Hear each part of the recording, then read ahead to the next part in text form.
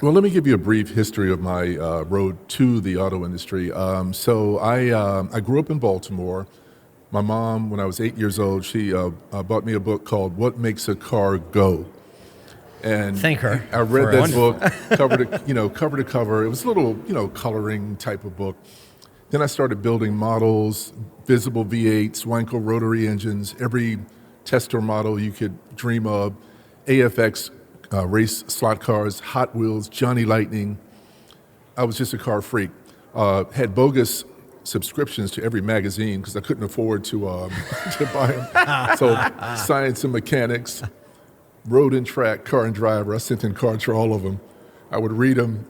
Obviously I didn't have the money to pay for them. So when the subscription expired, I just do it again. That's right. Amazing, amazing. So I've always been a car junkie, and one day, one of my friends, I was working with the federal government at the time. I had a 32-year career, NIH, Voice of America, USAID, State Department. Been all over the world. I've been to 81 countries.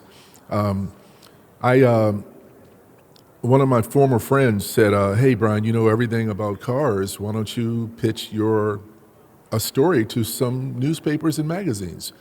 So I started with some small black newspapers in Baltimore, and that worked out okay, but it just wasn't building at a speed that I thought was conducive to any kind of real impact in the industry.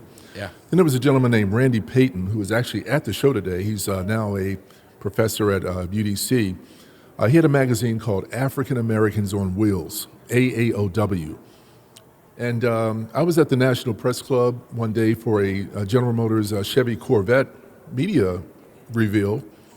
And he walks over to me. This was like 1999 or so, maybe 2000. He walks over to me and says, "Who are you and why are you not writing for me?" So that kind of launched my entry into really gaining a foothold in the automotive media side of the business.